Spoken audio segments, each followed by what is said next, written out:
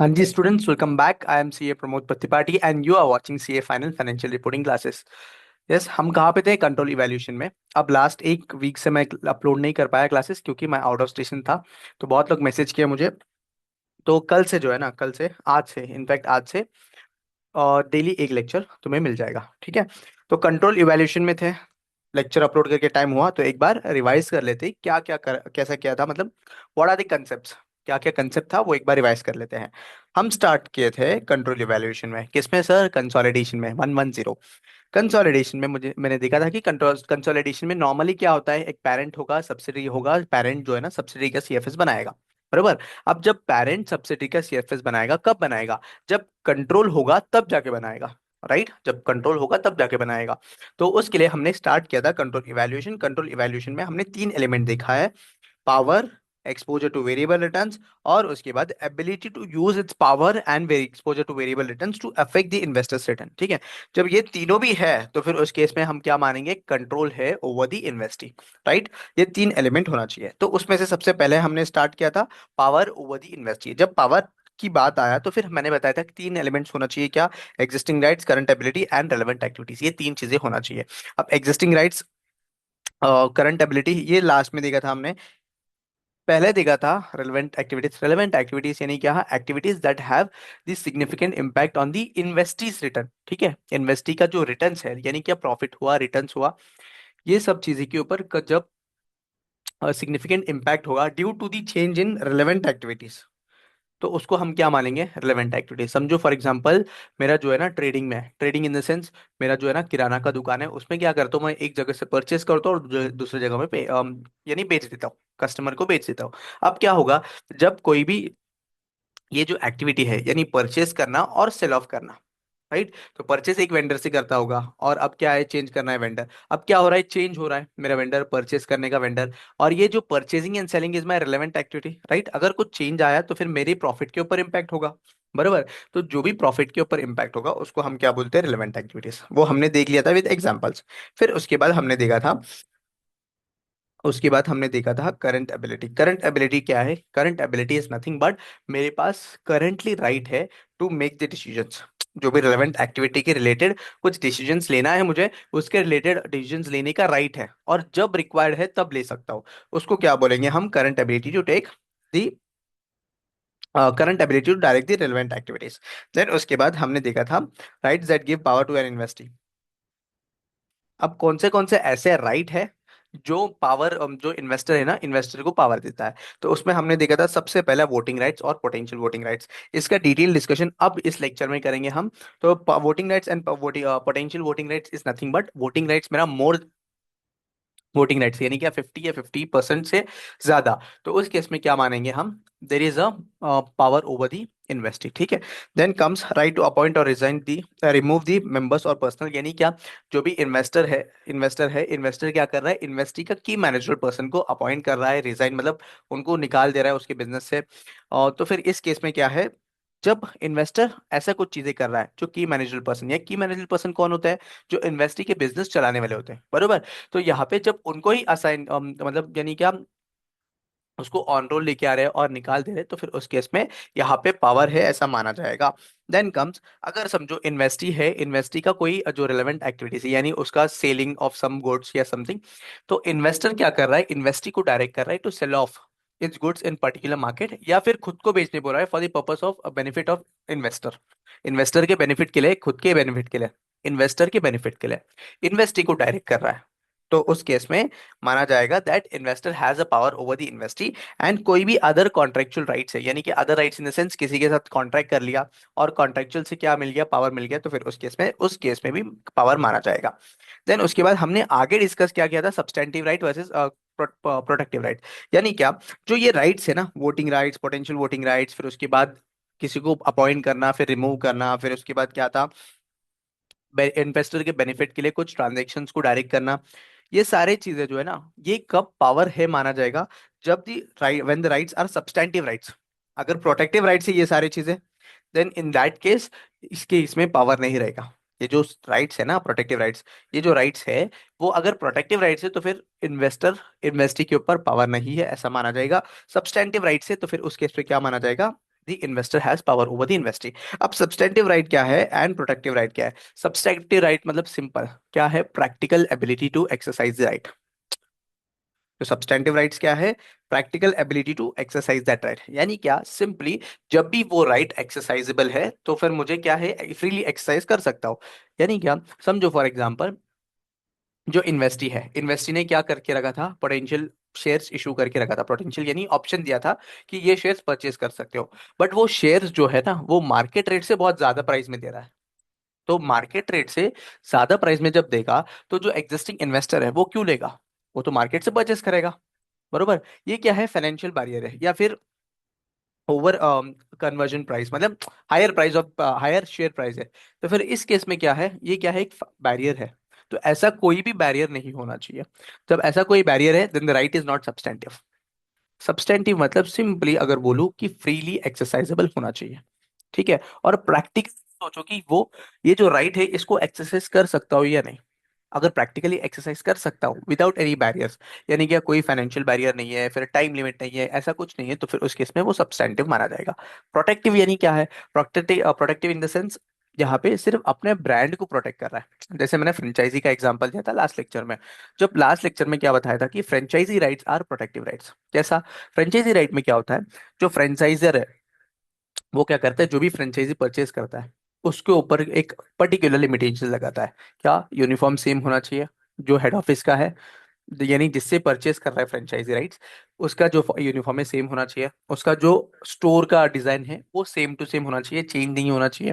फिर उसके बाद उसका बुकिंग स्टाइल, यानी क्या, जो भी बुक करना है उसका प्रोडक्ट्स हो, समझो मैकडी का एग्जांपल दिया था, मैकडी का डिजाइन पूरा सेम है, मैकडी का बुकिंग स्टाइल पूरा सेम है, सीटिंग स्टाइल भी सेम है, राइट। ये सब चीजें क्या है, प्रोटेक्टिव राइट है टू प्रोटेक्ट द ब्रांड। तो फिर उस केस में क्या यहाँ पे जो भी राइट्स है ना, that will not be substantive, यानी प्रोटेक्टिव राइट्स है, तो फिर पावर नहीं माना जाएगा। यहाँ तक हमने लास्ट लेक्चर में कंप्लीट किया था अलॉन्ग विद इलिस्ट्रेशंस। अब यहाँ पे ये क्यों करवा रहा हूँ सर मॉड्यूल से, क्योंकि मैंने बताया था लास्ट लेक्चर में, मेरे जो नोट्स है उससे भी करोगे सफिशिएंट है to solve the question. But यहाँ पे जब पढ़ा रहा हो तो कंप्लीटली एक कंप्लीट ओवरव्यू दे दूं ना, तो फिर इजी हो जाएगा तुम्हें समझने के लिए।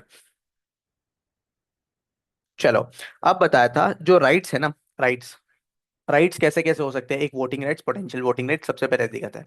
बाकी के जो राइट्स है that are simple to understand. क्या है सिंपल है? अगर किसी को असाइन करना है, रिमूव करना है, असाइन इन द सेंस किसी को ऑन रोल लेके आना है, या फिर अपॉइंट करना है, समझो, समझो डायरेक्टर की मैनेजर पर्सन को अपॉइंट करना है। तो की मैनेजर पर्सन को अपॉइंट करना है, तो फिर उस केस में क्या है, सिंपल है ना, की मैनेजर पर्सन को अपॉइंट करेगा या रिमूव करेगा। तो यहाँ पे जब ये राइट है, ये माना मतलब अपने को इजीली अंडरस्टैंड हो रहा है कि यहाँ पे the investor has a power over the investee. क्यों? क्योंकि जो बिजनेस चला रहा है उसी को अपॉइंट या रिमूव कर रहा है, बरोबर। तो बाकी के राइट्स तो ठीक है, बट सबसे इंपॉर्टेंट वाला था मेरा वोटिंग राइट्स। सबसे इंपॉर्टेंट था मेरा वोटिंग राइट्स। अब वोटिंग राइट्स में क्या है इंपॉर्टेंट? वोटिंग राइट्स क्या होना चाहिए? Majority. Normally in general sense में बोलूं, कोई भी केस में अगर देखोगे, अगर पेरेंट कंपनी, समझो एग्जांपल के लिए यहाँ पे पीपी लिमिटेड है, और यहाँ पे ए लिमिटेड के अंडर इन्वेस्टर है, PP limited is an investor in A limited. जब PP limited is investor, investor कितना, समझो फॉर एग्जांपल 60% है, कितना इन्वेस्ट करके रखा है, 60% इन्वेस्ट करके रखा है। अब जब 60% इन्वेस्ट करके रखा है, तो फिर मुझे, अगर मैं नॉर्मली देखूँ तो मुझे ऐसा ही लगेगा ना, PP limited is holding A limited, यानी क्या, मेजर स्टेक जो है ना पीपी लिमिटेड होल्ड कर रहा है। तो ये क्या माना जाएगा, होल्डिंग कंपनी, और इसको क्या माना जाएगा, ये सब्सिडरी कंपनी। सिंपल, बरोबर। तो फिर जब मेजोरिटी ऑफ स्टेक होल्ड कर रहा है, then in that case simply अगर क्या बोलेंगे हम कि PP limited is an holding company and A limited is a subsidiary company, और पीपी लिमिटेड ईयर एंड में क्या करना पड़ेगा, कंसोलिडेशन करना पड़ेगा, सब्जेक्ट टू कंट्रोल इवैल्यूएशन। अब यहाँ पे हम वोटिंग राइट्स पढ़ रहे हैं, तो फिर वोटिंग के बारे में ही बात करेंगे। अब पीपी लिमिटेड जब होल्ड कर रहा है 60%, ठीक है सर, डन, यहाँ तक समझ में आ गया। हम्म, चलो समझो फॉर एग्जाम्पल यहाँ पे पीपी लिमिटेड 30% ही होल्ड कर रहा है। पहले केस क्या बोला था, मेजोरिटी ऑफ स्टेक होल्ड कर रहा है। तो जब मेजोरिटी ऑफ स्टेक होल्ड कर रहा है, तो फिर उस केस में ठीक है, सिंपल है, मेजोरिटी स्टेक होल्ड कर रहा है, वोटिंग पावर, यानी कि कोई भी डिसीजन लेना है, कोई भी डिसीजन लेना है, यानी रिलेवेंट एक्टिविटीज को डायरेक्ट करने, या फिर अपॉइंटिंग एनी की managerial person, in that case PP limited का मैक्सिमम 60% है, राइट। तो फिर वोटिंग राइट्स यानी अपॉइंट करने के लिए मेरा मैक्सिमम वोटिंग होना चाहिए 51%। राइट। पीपी लिमिटेड के पास 60% है ना, तो फिर 51% तो वैसे ही मिल जाएगा अगर पीपी लिमिटेड अगर एग्री कर लिया तो वो क्या है, मेजोरिटी स्टेक होल्डिंग है, तो फिर उस केस में पावर है माना जाएगा। बट अगर समझो यहाँ पे PP limited is holding only 30%, यानी क्या, 30% होल्ड कर रहा है और ए लिमिटेड में, यानी अभी तो सिंपली मैं क्या बोलूंगा, होल्डिंग वगैरह कुछ नहीं बोलूंगा, यहाँ पे बोलूंगा that PP limited is an investor in A limited. ठीक है। अब बचा हुआ 70% जो है ना, 70% इज मेजोरिटी, बहुत लोग होल्ड कर रहे हैं यहाँ पे, यानी इंडिविजुअल इन्वेस्टर्स है, किसी इंसान ने 70% में से समझो फॉर एग्जांपल 10% होल्ड करके रखा है, किसी ने 1% होल्ड करके रखा है, ऐसा बहुत सारे हैं। तो अभी मुझे देखना पड़ेगा कि whether PP limited has power over the investee और नॉट, यानी क्या पीपी लिमिटेड ए के ऊपर इन्वेस्टी यानी पावर है कि नहीं ए लिमिटेड के ऊपर। ये कैसे चेक करूंगा? तो यहाँ पे बहुत अलग अलग तरीका है, तीन चार तरीके हैं जहां पे PP limited can gain control over A limited. ठीक है। यहाँ पे बहुत सारे अलग अलग तरीके हैं क्या, कि पीपी लिमिटेड जो है ना वो ए लिमिटेड के ऊपर कंट्रोल गेन कर सकता है without holding majority of stake. ठीक है, without holding majority of stake A limited के ऊपर कंट्रोल आ सकता है। वो कैसे? वो कैसे, ये क्वेश्चन है। राइट, वो भी देखेंगे हम। तो सबसे पहले हम स्टार्ट करते हैं, सबसे पहले वोटिंग राइट्स में स्टार्ट करते हैं कि पीपी लिमिटेड, यहाँ पे PP limited is holding majority of stake. समझो 60%, मैंने एग्जांपल जैसे दिया था। जब मेजोरिटी ऑफ स्टेक होल्ड कर रहा है तो फिर in that case simply we can say that PP limited is holding holding company and A limited is a subsidiary company. Right. तो फिर यहाँ पे मेजोरिटी स्टेक होल्ड कर रहा है या मेजोरिटी स्टेक होल्ड नहीं कर रहा है, समझो for example majority stake hold नहीं कर रहा है एंड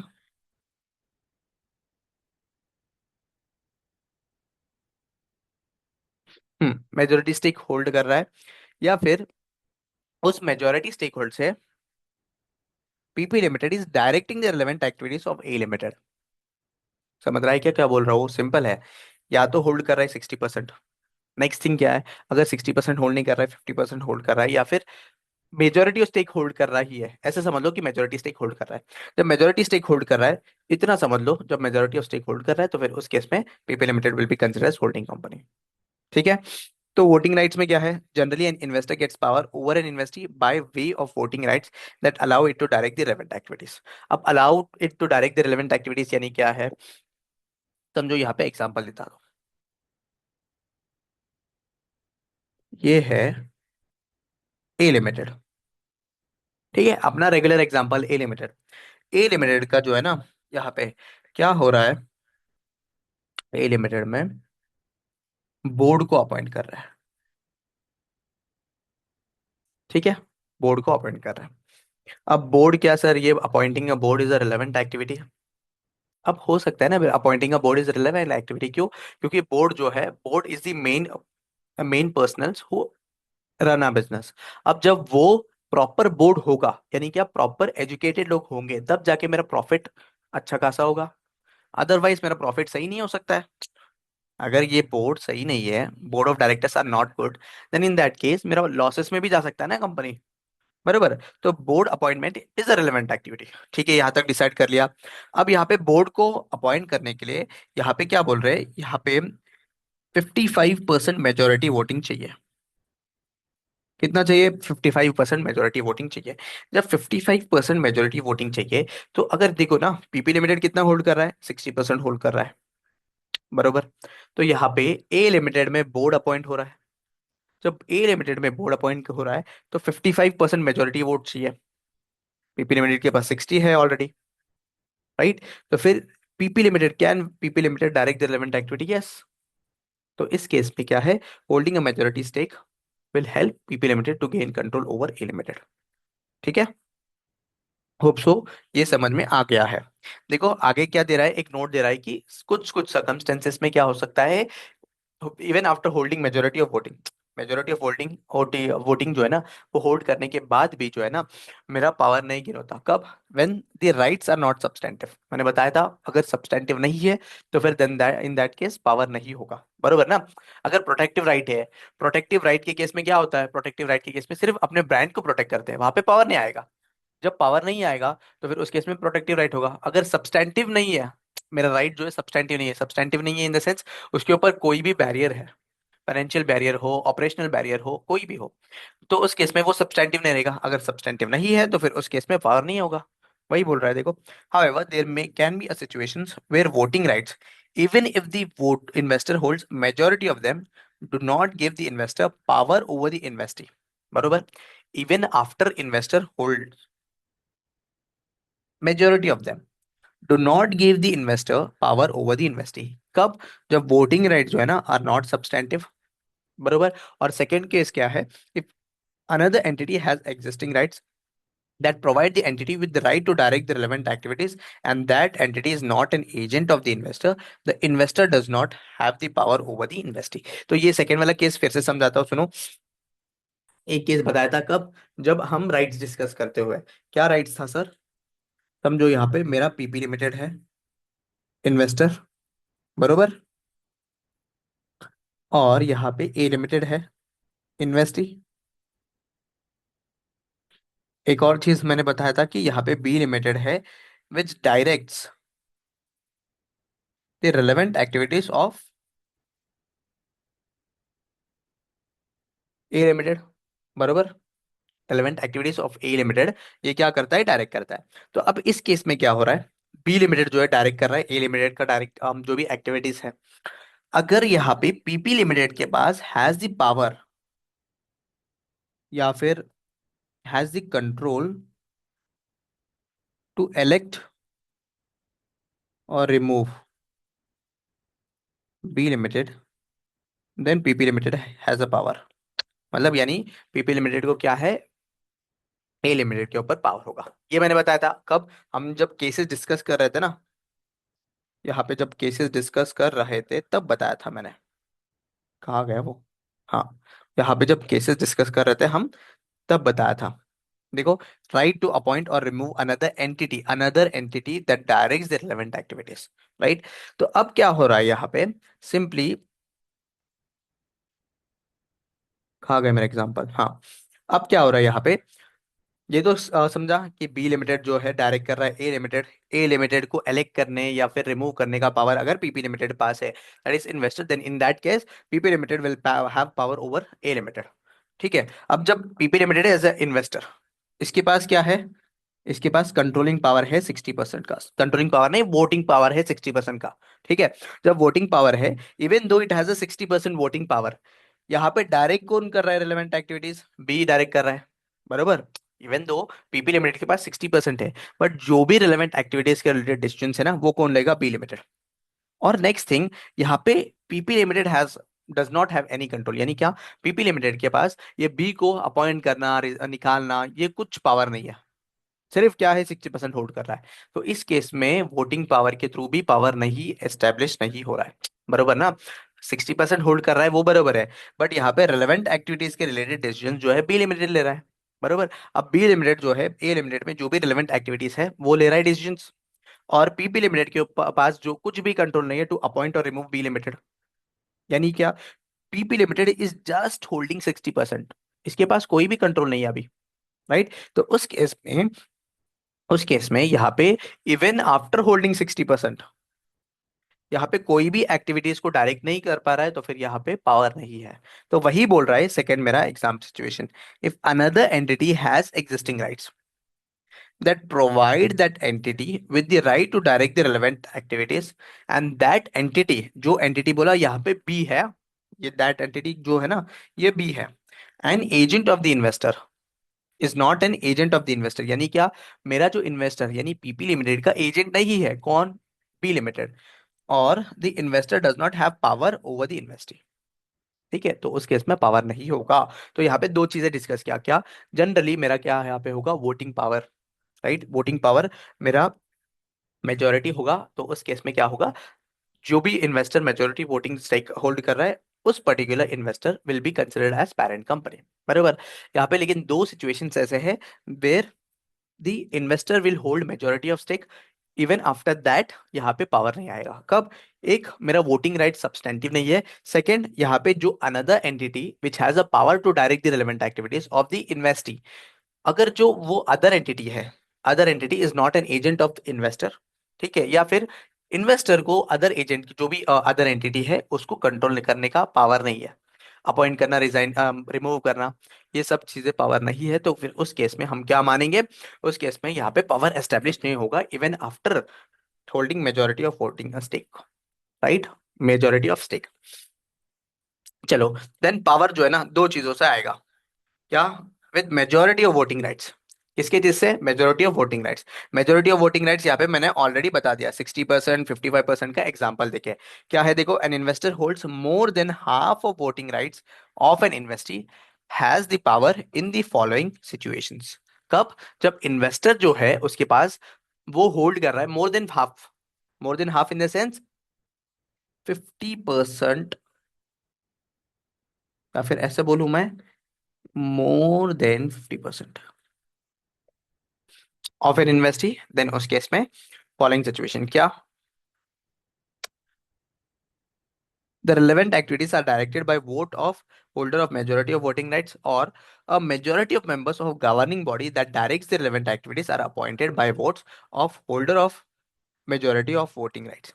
यानी सिंपली सेम एग्जांपल मैंने बताया था कि पीपी लिमिटेड है, ए लिमिटेड में 60% होल्ड कर रहा है, राइट? एक पहला सिचुएशन क्या है कि ए लिमिटेड के अंदर कुछ रिलेवेंट एक्टिविटीज के रिलेटेड कुछ वोटिंग चाहिए, और वो वोटिंग में मोर देन 50% का वोटिंग चाहिए, तो फिर उस केस में डायरेक्टली अगर पीपी लिमिटेड अगर डिसाइड कर पाएगा, क्योंकि पीपी लिमिटेड के पास मोर देन 50% है, राइट? तो उस केस में PP limited will have the power. Otherwise अगर बोर्ड को अपॉइंट कर रहा है, और वो बोर्ड क्या है? रिलेवेंट एक्टिविटीज के रिलेटेड डिसीजंस ले रहा है। बोर्ड अपॉइंट करने के बाद board will take the relevant activities decision, but ये बोर्ड को अपॉइंट करने मेजोरिटी ऑफ वोटिंग चाहिए, तो फिर उस केस में भी क्या माना जाएगा? The investor has a power over the investee. देखो, a majority of members of governing body that directs the relevant activities are appointed by vote of holder of majority of voting rights.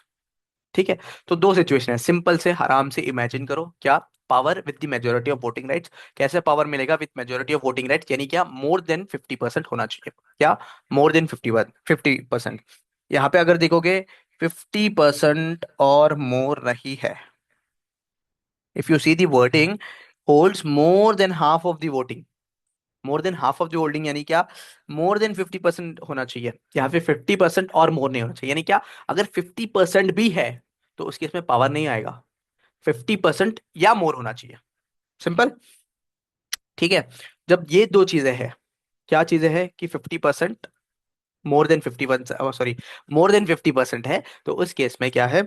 यहाँ पे power माना जाएगा। ठीक है? अब power कैसा माना जाएगा? अगर डायरेक्टली अपने पास वोटिंग राइट है to direct the relevant activities, यानी क्या? इन्वेस्टी कुछ रिलेवेंट एक्टिविटीज के रिलेटेड डिसीजंस ले रहा है, और वहां पे क्या हो रहा है? We can vote more than 50%। ठीक है? हमारे पास मोर देन 50% है, तो उस केस में हम क्या कर सकते हैं? डायरेक्टली उस पर्टिकुलर एक्टिविटी का डिसीजन ले सकते हैं, या फिर जो बोर्ड है, जो रिलेवेंट एक्टिविटीज के रिलेटेड कोई भी डिसीजंस लेगा, जब बोर्ड रिलेवेंट एक्टिविटीज के रिलेटेड डिसीजंस होगा, ये बोर्ड को अपॉइंट करने मुझे मेजोरिटी ऑफ वोट चाहिए।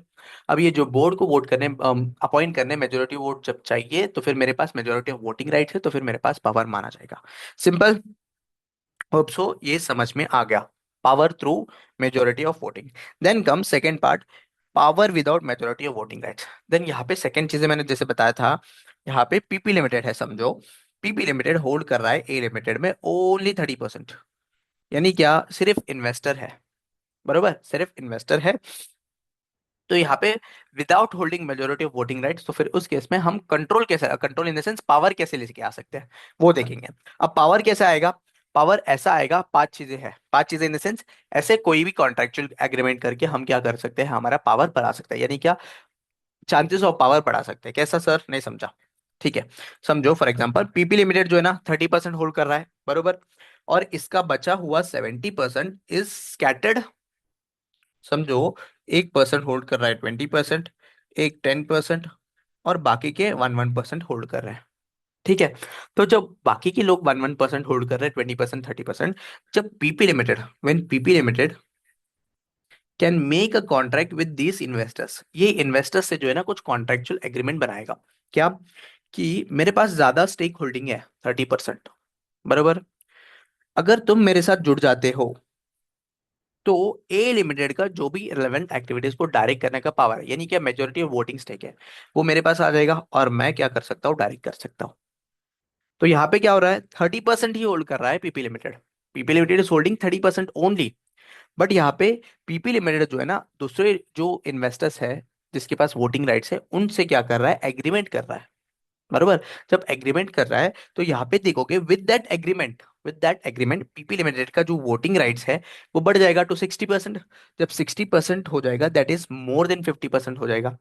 बरोबर। और ये जो है, अगर मेरा कोई रिलेवेंट एक्टिविटीज को डायरेक्ट करना है और उसके लिए मोर देन 50% मुझे क्या चाहिए, वोटिंग राइट्स चाहिए, तो इस पर्टिकुलर लोगों से ही क्या हो जाएगा, इस पर्टिकुलर एग्रीमेंट से ही उस पर्टिकुलर रिलेवेंट एक्टिविटीज का डिसीजन बन जाएगा।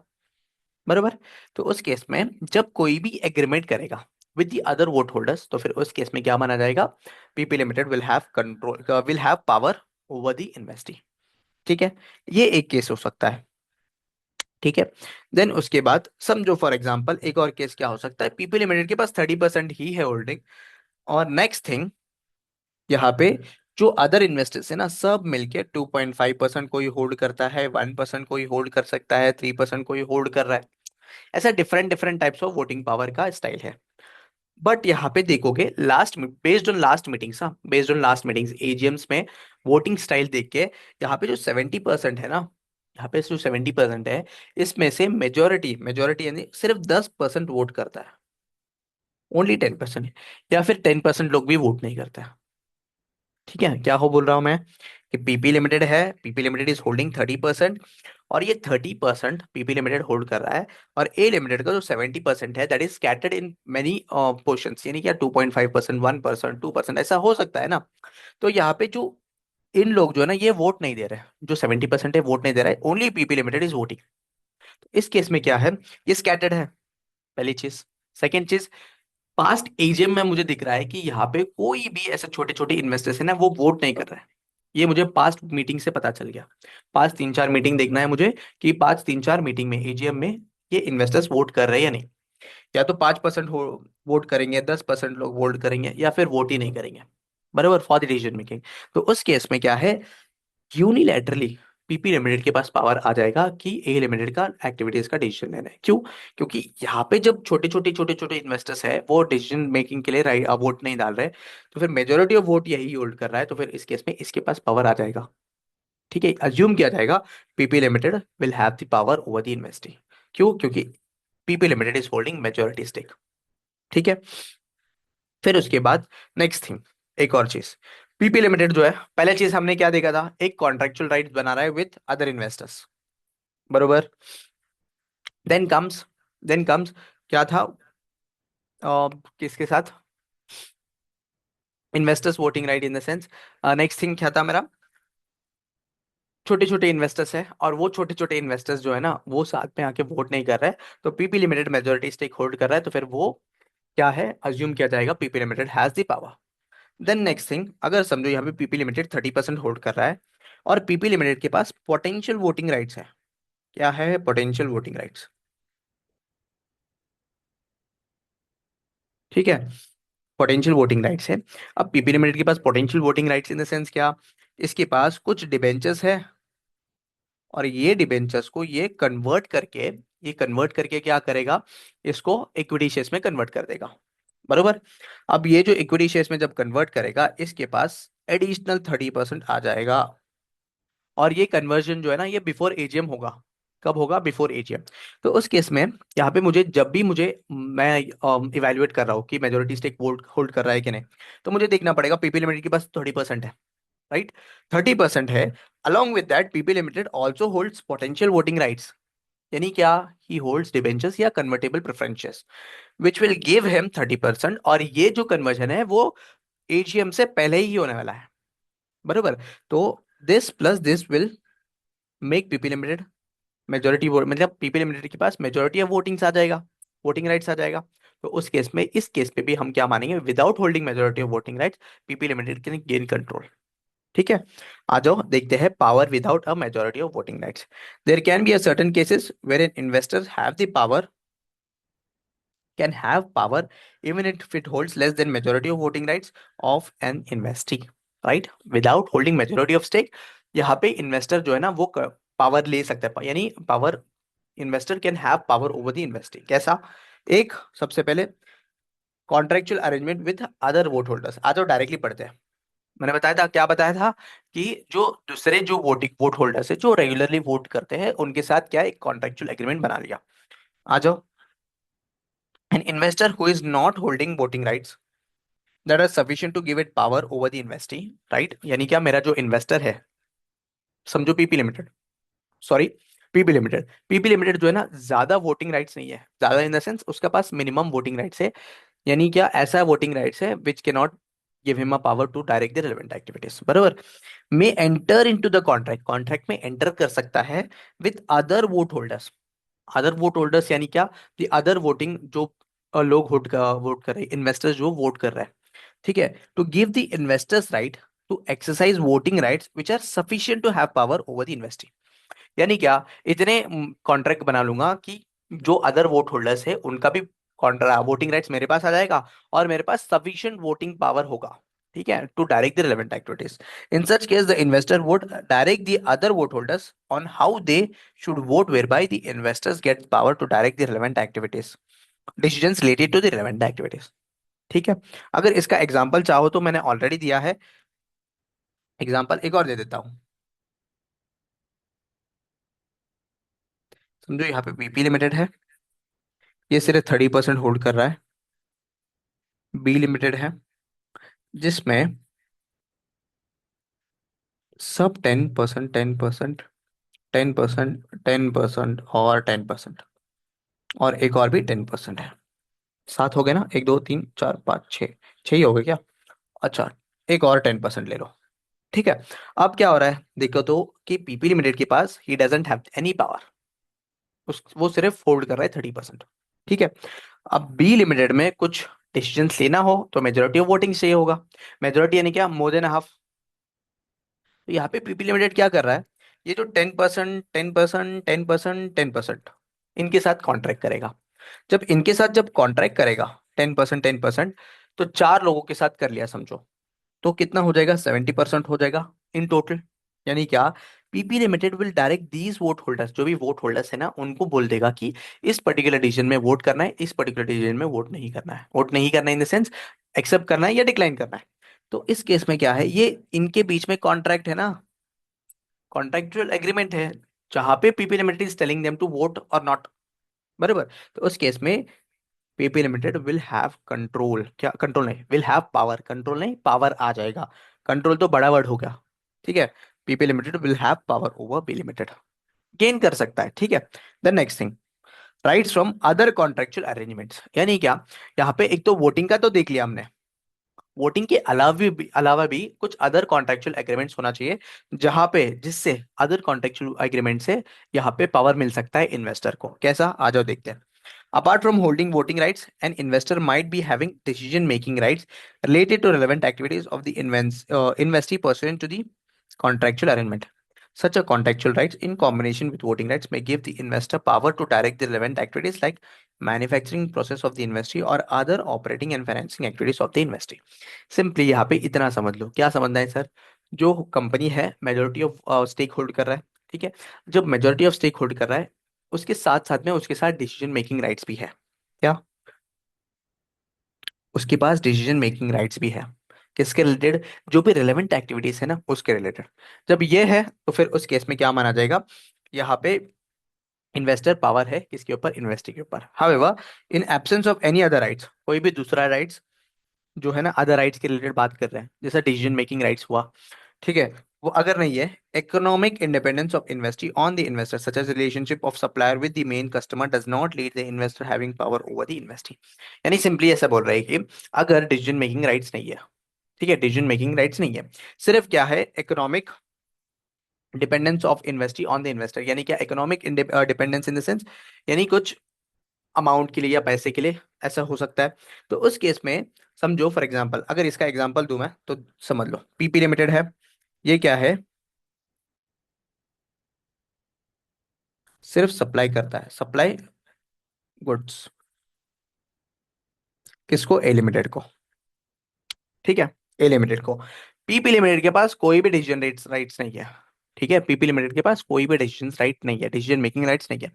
उस केस में ए लिमिटेड जो है ना गुड्स के लिए किसके ऊपर डिपेंडेंट है, पीपी लिमिटेड के ऊपर, बराबर, ए लिमिटेड जो है वो डिपेंडेंट है on PP limited for supplying goods, but PP limited क्या करता है, सिर्फ गुड्स देता है, गुड्स बेचता है किसको, ए लिमिटेड को। ठीक है, सिर्फ गुड्स देता है ए लिमिटेड को। यहाँ पे कोई भी डिसीजन राइट्स नहीं है।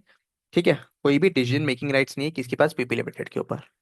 पीपी लिमिटेड के पास ए लिमिटेड के ऊपर कुछ डिसीजन मेकिंग राइट्स नहीं है, तो उस केस में क्या माना जाएगा, A limited is only dependent for the goods, supply of goods, कुछ गुड्स चाहिए उसके लिए ही डिपेंडेंट है, और पीपी लिमिटेड के पास कोई भी इकोनॉमिक राइट्स नहीं है। तो उस केस में ये जो कॉन्ट्रैक्ट है सप्लाइंग ऑफ गुड्स, ये इकोनॉमिक डिपेंडेंस है, इसको क्या मानेंगे हम, will not lead to any power over the investee, यानी PP limited will not have power over A limited. ठीक है, सिर्फ यहाँ पे इतना है कि इन दोनों के बीच में PP limited will supply goods to A limited, PP limited के पास और कोई भी राइट्स नहीं है, वही बोल रहे हैं देखो। However in the absence of any other rights, कोई भी दूसरा rights, economic dependence of investee on the investor such as relationship of supplier with the main customer does not lead to the investor having power over the investee, ऐसा कुछ contract है तो फिर इस case में हम ये पावर है करके मानेंगे नहीं, नहीं मानेंगे। ठीक है, यहां तक समझा। पहला contractual agreement with other vote holders, second other voting rights, and third देखते हैं इन्वेस्टर्स वोटिंग राइट्स। ठीक है, इन्वेस्टर्स वोटिंग राइट क्या है ये नेक्स्ट सेशन में देखते हैं।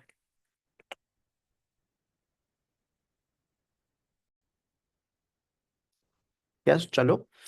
हमने दो पार्ट तो कंप्लीट कर लिया कि अगर मेजोरिटी ऑफ वोटिंग स्टेक नहीं है तो फिर उस केस में हमारा how we can gain the control power over the investing, how we can gain power over the investing, बराबर। एक तो contractual arrangement with other vote holders right from the other contractual arrangement. ठीक है, then comes the investors voting rights. यहाँ पे भी मैंने already एक एग्जांपल दिया था, फिर से सुन लो। समझो, यहाँ पे पीपी लिमिटेड है, ए लिमिटेड है, पीपी लिमिटेड जो है ना ये इन्वेस्टर है, होल्डिंग 40%, ए लिमिटेड के पास बचा हुआ 60% के लिए बहुत छोटे छोटे पार्ट में डिवाइडेड है, यानी क्या 2.5%, 5%, किसी के पास 10% है, किसी के पास 20% है, ऐसा अलग अलग पार्ट में डिवाइडेड है। अब अगर देखोगे यहाँ पे based on the past meetings in the sense AGM वगैरह देखने के बाद मैंने ये कंक्लूड किया है कि ये जो बचा हुआ 60% में से ना सिर्फ 10% वोटिंग करने आते हैं, या फिर 5% करते हैं, या फिर करने ही नहीं आते, यानी क्या वोट ही नहीं करते for the purpose of taking the decisions, बरोबर। तो उस केस में being PP limited holding majority of stake, यानी क्या ज्यादा स्टेक होल्ड कर रहा है, यानी इसके पास ज्यादा वोटिंग पावर है, तो ये जो है ना इसको माना जाएगा कि he can direct the relevant activities of A limited. ठीक है, तो he can direct the rights of, इसको बोलते हैं इन्वेस्टर्स वोटिंग राइट। तो यहाँ पे देखो क्या बोल रहा है सेंटेंस में, there may be a certain situations where even though an investor is not holding majority of voting rights but the voting rights held by it are sufficient, क्या है sufficient, to give it a practical ability to have the power over the investee unilaterally. Generally this is termed as de facto control, इसको क्या बोलते हैं, इसका नाम है de facto control। ठीक है, इसको बोलते हैं de facto control। ठीक, अब यहाँ पे आगे देखते क्या बोल रहे हैं, इन असेसिंग, अब यहाँ पे असेस जब करते हैं the sufficiency of voting rights of an investor, one should consider the size of the investor's holding of the voting rights relative to the size and dispersion of holding of the other vote holders. This is interpreted as follow, वो ठीक है, but यहाँ पे simply ऐसा बोल रहा है कि यहाँ पे जो 60% है ना, ये 60% होल्डर्स, यहाँ पे देखूंगा कि ये 60% कितना वे में स्कैटर्ड है, स्कैटर्ड इन द सेंस ये 10-10% करके 6 लोगों के स्कैटर्ड है, या फिर छोटे छोटे 1-1% होल्ड कर रहे हैं, 1-1% 60 इन्वेस्टर्स होल्ड कर रहे हैं, ऐसा देखना पड़ेगा मुझे कि कितने लोग इन्वेस्टर्स ऐसा स्कैटर्ड है। Based on this we can decide whether the investor can gain control, यानी क्या जो इन्वेस्टर है उसको पावर मिलेगा या नहीं, इसके बेसिस में कितना स्कैटर्ड है ये इसके बेसिस में कंफर्म करना पड़ेगा। ठीक है, समझो यहाँ पे एग्जांपल दिया है, number of voting rights held by the investors, यानी क्या नंबर ऑफ वोटिंग राइट्स सबसे ज्यादा है, तो उस केस में अगर ज्यादा है तो फिर more likely to have power, अगर कम है तो less likely to have power. Size of the investors voting right related to voting rights held by the other holders, यानी क्या इसका साइज, यानी क्या जो इन्वेस्टर जो होल्ड कर रहा है उसका वोटिंग पावर दूसरे लोगों से ज्यादा है कि नहीं, अगर ज्यादा है then more likely to have power, अगर ज्यादा नहीं है then less likely to have a power. ठीक है, number of parties required to outvote the investors, अगर ज्यादा है then it will have a power, less likely then it will not have a power. तो सिंपल है, बस इतना ही दिमाग में रख लो क्या, मेरा जो इन्वेस्टर है वो मेजोरिटी स्टेक होल्ड कर, मेजोरिटी नहीं, मैं बोल सकता हूँ एक सफिशिएंट अमाउंट होल्ड करके रखा है, सफिशिएंट वोटिंग पावर से इसके पास। एंड जो बचा हुआ जो इन्वेस्टर, हम क्या बोलते हैं, एनसीआई बोलते हैं, नॉन कंट्रोलिंग इंटरेस्ट बोलते हैं नॉर्मली। अब जो एनसीआई है ये जो है ना, ये कितना स्कैटर्ड है मुझे देखना पड़ेगा, बरोबर। क्या यहाँ पे सबको एक जगह में लाके, सबको एक जगह में लाके वोट कर सकते हैं क्या? ऐसा हो सकता है ना, किसी के पास 0.5 है, किसी के पास 0.1% है, किसी के पास 1% है, किसी के पास 10% है। ऐसा हो सकता है नहीं कि इनके पास वोटिंग राइट्स ऐसा है। तो उस केस में यहाँ पे देखना पड़ेगा कि whether it is practical that E limited can get all this investors on one place और यहाँ पे डिसाइड करें, या फिर ये सब लोग आके वोट कर सकते हैं। अगर वोट कर सकते हैं वेल एंड गुड, तो फिर मुझे चेक करना पड़ेगा कि यहाँ पे कितना वोटिंग आ रहा है, क्या वोटिंग आ रहा है, ठीक है। अगर वोट नहीं कर पा रहा है, बराबर, अगर नहीं कर पा रहे और PP limited is holding sufficient voting rights, तो उस केस में क्या मानेंगे, PP limited will have the power over A limited, ठीक है, will have the power over A limited. Then आगे यही बोला है कि अगर यहाँ पे अगर वो ये जो लोग हैं एनसीआई, एनसीआई जो है नॉन कंट्रोलिंग इंटरेस्ट वाले जो लोग हैं, वो आके वोट कर रहे हैं, यानी कि आप जो भी मीटिंग्स है उसमें वोट कर रहे हैं ना, तो फिर ये जो सफिशिएंसी है ना, ये नहीं देखा जाएगा। Then in that case PP limited will not have any power. मुझे यहाँ पे कोई भी वोट नहीं करना चाहिए, यानी क्या है, यहाँ पे मिनिमम परसेंट वोट करे या फिर कोई भी वोट नहीं करना चाहिए। तो उस केस में जाके मैं क्या मान सकता हूँ कि PV limited will have a power. अगर यहाँ पे समझो 30% लोग वोट कर रहे हैं फ्रॉम 60%, जो है ना 60% में से 30% वोट कर रहे हैं, 30% वोट नहीं कर रहे हैं, 30% is a big number, right. तो उस केस में मुझे क्या है, PP limited will not have any power, ठीक है। तो बस ये तीन चीजें, एक contractual rights, second rights from the other agreements, और द इन्वेस्टर वोटिंग राइट। क्या ये याद करना है सर? बिल्कुल भी नहीं, याद नहीं करना है। बस अगर एमसीक्यू में अगर 2 मार्क का क्वेश्चन आया तो फिर उसमें आराम से तुम लोग सॉल्व कर पाओगे। चलो आ जाओ, इसके रिलेटेड एक इलस्ट्रेशन है वो देख लेते हैं। ये इलस्ट्रेशन मेरा क्वेश्चन बैंक में भी कवर्ड है, बस यहाँ पे ही करा रहा हूँ, क्यों? क्योंकि यहाँ पे तुम्हें एक कंफर्ट आ जाएगा, ठीक है। तो आ जाओ, और ये क्वेश्चन को रीड करना है तो मुझे पॉज करो, यानी वीडियो को पॉज करो, फिर उसके बाद आगे बढ़ो, क्वेश्चन को रीड करो उसके बाद आगे बढ़ो, ठीक है। An investor holds 45% of voting rights of an investee. ठीक है। The remaining voting rights are held by thousands of shareholders. यानी एक इन्वेस्टर है जिसमें 45% जो है ना voting rights of investee hold कर रहा है, ठीक है। और बचा हुआ जो भी राइट्स है वो कौन है, एक छोटे छोटे इन्वेस्टर्स जो है ना वो होल्ड कर रहे हैं, none individually holding more than 1%। यानी क्या, इंडिविजुअली एक के पास भी 1% से ज्यादा नहीं है of the voting rights. None of the shareholders has any arrangement to consult any of the others or make collective decisions। यानी क्या, ये जो 1% होल्ड कर रहे हैं ना, ये एक साथ में आके कभी डिसीजन बना ही नहीं सकते, इनके पास कोई भी ऐसा रास्ता नहीं है, और या फिर कोई भी इंटरेस्टेड नहीं है, समझ लो। Whether the investor holding 45% voting rights have the power over the investee, तो पावर है क्या नहीं वो देखना है। कंसिडरिंग अदर फैक्टर्स यहाँ पे 45% is sufficient amount of voting rights, ठीक है। सब 45% जो है ना ये सफिशियंट है। क्यों? क्योंकि यहाँ पे बचा हुआ जो है ना एक छोटे छोटे इसमें है, और कोई भी दूसरा इन्वेस्टर ऐसा कोई नहीं है जिसके पास मेजोरिटी स्टेक होल्ड कर रहा है, बरोबर। 20% 30% ऐसा कोई भी होल्ड नहीं कर रहा है, यहाँ पे सिर्फ एक इन्वेस्टर है जो 45% होल्ड कर रहा है। तो यहाँ पे ये माना जाएगा कि मोस्ट लाइकली यहाँ पे पावर हो सकता है। फिर देखो क्या बोल रहा है, on the basis of absolute size of its holding by the investor and the relative size of the voting rights held by other investors, it is most likely, ये इंपॉर्टेंट है, that the investor would have power over the investee, ठीक है। तो यहाँ पे ये क्या है, नॉर्मली इसको क्या बोलते थे हम, इसको बोलते हैं हम डी फैक्ट, फैक्टो कंट्रोल ना,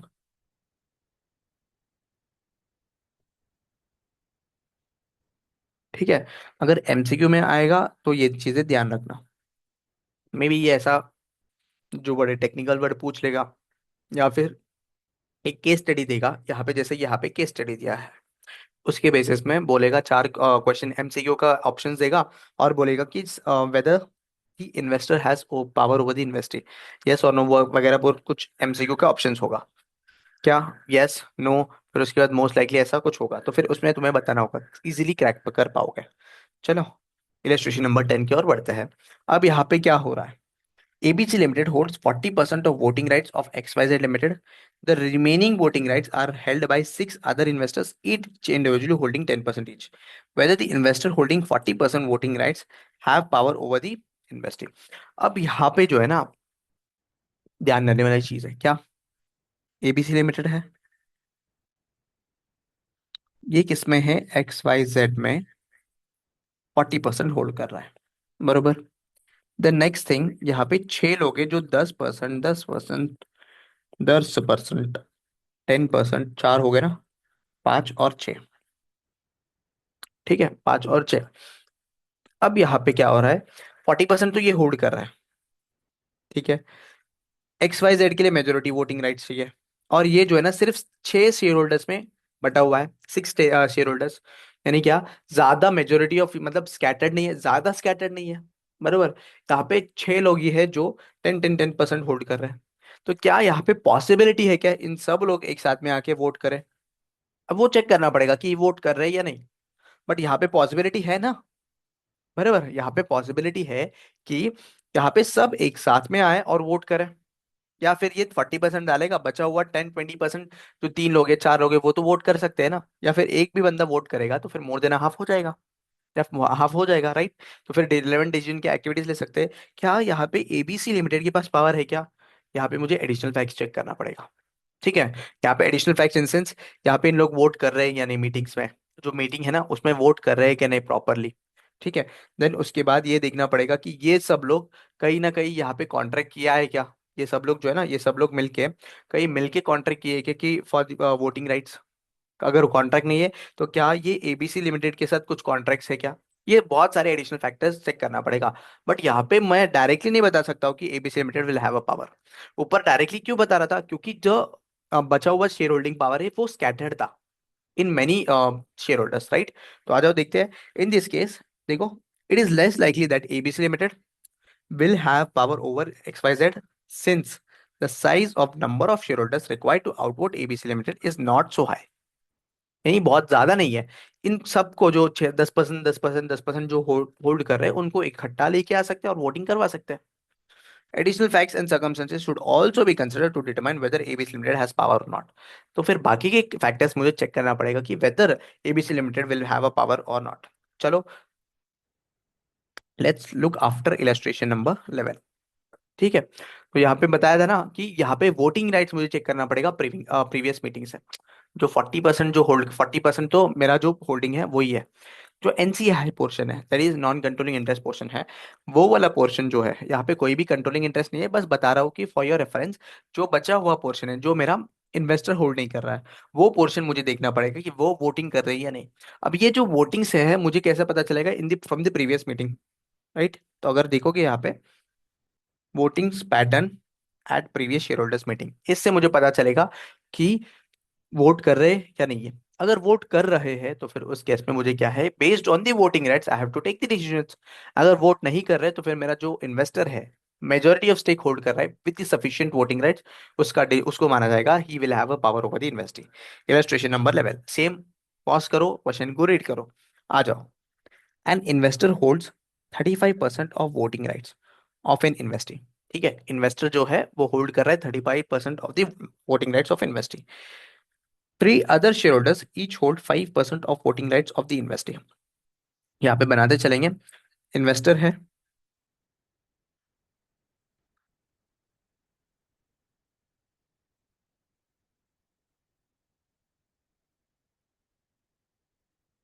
यहाँ पे इन्वेस्टर है, होल्ड 35% इन इन्वेस्टेड, ठीक है। Other three other share holders each hold 5% of the voting rights of the investee. यानी इसके पास जो है ना और तीन वोटिंग राइट्स हैं, 5%, 5%, तीन अलग अलग लोग होल्ड कर रहे हैं। देन उसके बाद बोल रहे थे remaining voting rights are held by numerous other share holders, none individually holding more than 1%। यानी क्या, एक 35% जो इन्वेस्टर होल्ड कर रहा है, दूसरा 5-5-5% करके तीन लोग होल्ड कर रहे हैं, फिर उसके बाद बचा हुआ परसेंट जो है ना, कितना बचता है, 50%, 50% बचता है। 50% जो है वो बहुत अलग अलग शेयर होल्डर्स में डाइवर्स्ड है, यानी क्या, स्प्रेड हुआ है। None of the shareholders has arrangement to consult any of the other or make a collective decision। Decisions about the relevant activities of the investee require the approval of majority of vote cast at the relevant shareholding meetings. 75% of voting rights of the investee have been cast at the recent relevant shareholders meeting. यानी क्या हो रहा है sir? Simply एक majority of stake चाहिए, majority of voting rights चाहिए, बराबर? Majority of voting rights चाहिए अगर कोई भी डिसीजन लेना होगा, बराबर? देन नेक्स्ट थिंग एक और चीज बता रहे हैं यहाँ पे कि यहाँ पे नेक्स्ट थिंग ये बता रहे हैं कि इन द रीसेंट मीटिंग्स, मतलब यानी पिछले मीटिंग जो जो एजीएम है, एजीएम के पहले एक और मीटिंग एजीएम हुआ था, उस एजीएम से मुझे पता चला कि साल में एक ही बार होता है मेजरली, 75% ऑफ वोटिंग राइट्स मिले हैं of the investee have been cast at the recent relevant shareholders meeting. shareholders का मीटिंग में 75% वोटिंग राइट्स आ गया है। यानी क्या, यहाँ पे अगर मैं देखूं प्रीवियस मीटिंग से मुझे पता चल रहा है कि लोग वेदर इट इज डिस्पर्स, यानी क्या बहुत लोगों में शेयर्ड है rights, voting rights, even though मेरे पास 75% आ रहा है। तो यहाँ पे क्या मैं कंक्लूड करूं कि investor has power over the investee? बिल्कुल भी नहीं। क्यों? कब इन्वेस्टर जो है ना पावर होगा इन्वेस्टी में? जब यहाँ पे जो है ना ये 35% होल्ड कर रहा है, बट इन्वेस्टी का जो है ना, इन्वेस्टी के जो शेयर होल्डर्स है वो बहुत सादे ये लोग हैं, यानी क्या उसका voting rights is dispersed into many small small share holders, right? या दूसरा क्या है कि यहाँ पे वोटिंग राइट्स ही नहीं आ रहे, यानी क्या लोग जो बचा हुआ लोग है ना उन लोग वोट कर ही नहीं रहे। अगर यहाँ पे देखोगे इन दिस केस, यहाँ पे लोग वोट कर रहे हैं, जो भी वोट राइटर्स है, जो भी वोट होल्ड करते हैं वो वोट कर रहे हैं फॉर डिसीजन मेकिंग। तो उस केस में यहाँ पे we can not decide that investor has a power. ठीक है? Whether the investor voting rights are sufficient to give it power to direct the relevant activities? बिल्कुल भी नहीं। क्यों? क्योंकि फ्रॉम द प्रीवियस मीटिंग्स मुझे ये समझ में आ रहा है कि 75% वोटिंग राइट्स आ रहा है, तो मुझे सबको बुलाना पड़ेगा, सबका वोटिंग राइट्स लेना पड़ेगा, उसके बेसिस में डिटरमाइन करना पड़ेगा। यहाँ पे इन्वेस्टर अकेला डिसीजन मेकिंग नहीं कर सकता है, राइट? तो आ जाओ, in this case the active participation of other share holders at the recent meetings indicates that investor would not have the practical ability to direct the relevant activities unilaterally, regardless of whether the investor has directed the relevant activities, because the sufficient number of other shareholders voted in the same way as the investor। यानी क्या investor जैसा vote कर रहा है उसका 35%, similar way में बचा हुआ 5-5-5% तीन लोग हैं वो भी वोट कर रहे हैं, और जो छोटे छोटे शेयर होल्डर्स है वो भी वोट कर रहे हैं। इकट्ठा में मुझे 75% वोटिंग आ सकता है based on my previous meeting. तो फिर उस केस में मैं डिसाइड नहीं करूंगा कि weather the investor has power of the investee. Decide नहीं करूंगा इन द सेंस इन्वेस्टर को पावर नहीं, इन्वेस्टर के पास पावर नहीं है ओवर द इन्वेस्टी, सिंपली ऐसा बोल सकता हूँ। ठीक है? होप सो यहाँ तक समझ में आया है। Then comes the next thing, क्या? Potential voting rights. मैंने बताया था क्या, अगर मेरे पास कन्वर्टेबल डिबेंचर्स है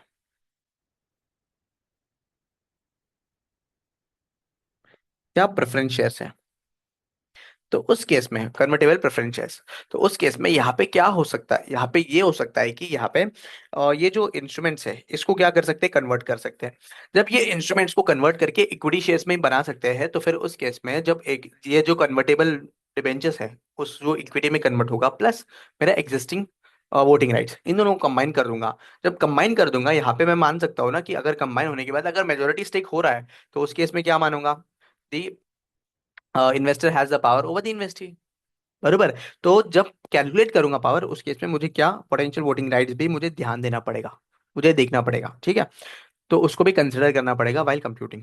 देखो, potential voting rights are rights to obtain voting rights of an investee such as those arising from the convertible instruments और ऑप्शंस और forward contracts. Those option voting rights are considered only if the rights are substantive. ये very important है, बहुत important है। क्यों substantive होना चाहिए? जो भी पोटेंशियल वोटिंग राइट है ना वो सब्सटेंटिव होना चाहिए। अगर प्रोटेक्टिव होगा सर, प्रोटेक्टिव होगा तो पावर नहीं मिलेगा, प्रोटेक्टिव राइट को कंसिडर ही नहीं करेंगे file computing the power. Substantive right है, पोटेंशियल वोटिंग राइट सब्सटेंटिव है, तो फिर उस केस में कंसिडर करूंगा। यस, समझ गया? Yes sir. As per the guidance discuss earlier, यानी substantive power, sorry substantive right और प्रोटेक्टिव राइट, ये दोनों हमने डिस्कस कर लिया है already. When considering potential voting rights, an investor shall consider the purpose and design of the instrument giving those rights as well as any other benefits that investor would get from the exercise of rights. Potential voting rights are to be considered in combination with voting or other decision making rights that the investor might have to assess whether the investor has a power overnight. In simple, in general words I would say, कि in case अगर potential voting rights है and that potential voting right is substantive, in that case will consider that for the purpose of computation of voting rights, यानी कि कितना voting rights है और वो क्या माना जाएगा। अगर मेजोरिटी है तो फिर उस केस में हम मानेंगे यहाँ पे investor has power over the investee. आ जाओ, इसके रिलेटेड एक इलस्ट्रेशन है, एक बार रीड कर लो अच्छे से, अच्छे से रीड कर लो और आंसर बना लो दिमाग में क्या हो सकता है। और यहाँ पे मैं आगे रीड करता हूँ क्या है ये इलस्ट्रेशन। ये कंसोलिडेशन चैप्टर में ना इनिशियली जो है 10-15 पेज का, मैंने अगर मेरा नोट्स बताऊँ मैं, एक मिनट मेरा नोट्स बता देता हूँ।